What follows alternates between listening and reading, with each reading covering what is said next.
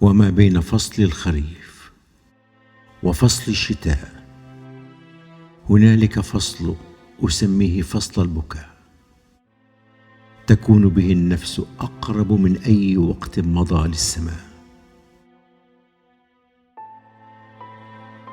وفي اللحظات التي تتشابه فيها جميع النساء كما تتشابه فيها الحروف على الآلة الكاتبة، وفي اللحظات التي لا مواقف فيها، لا عشق، لا كره، لا برق، لا رعد، لا شعر، لا نثر، لا شيء فيها.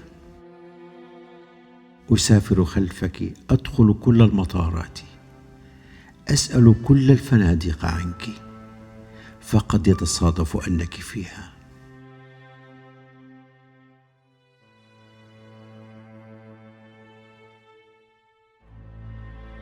وبين الجميلات من كل جنس ولون، وبين مئات الوجوه التي أقنعتني وما أقنعتني، وما بين جرح أفتش عنه وجرح يفتش عني، أفكر في عصرك الذهبي وعصر المانوليا وعصر الشموع وعصر البخور، وأحلم في عصرك الكان أعظم كل العصور. فماذا تسمين هذا الشعور؟ وكيف أفسر هذا الحضور الغياب وهذا الغياب الحضور؟ وكيف أكون هنا وأكون هناك؟ وكيف يريدونني أن أراهم وليس على الأرض أنثى سواك؟ أحبك،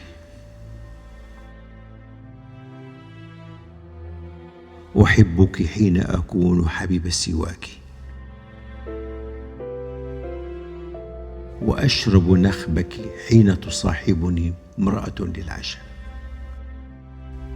ويعثر دوما لساني فأهتف باسمك حين أنادي عليها، وأشغل نفسي خلال الطعام بدرس التشابه بين خطوط يديك وبين خطوط يديها، وأشعر أني أقوم بدور المهرج حين أركز شال الحرير على كتفيها، وأشعر أني أخون الحقيقة حين أقارن بين حنيني إليك وبين حنيني إليها.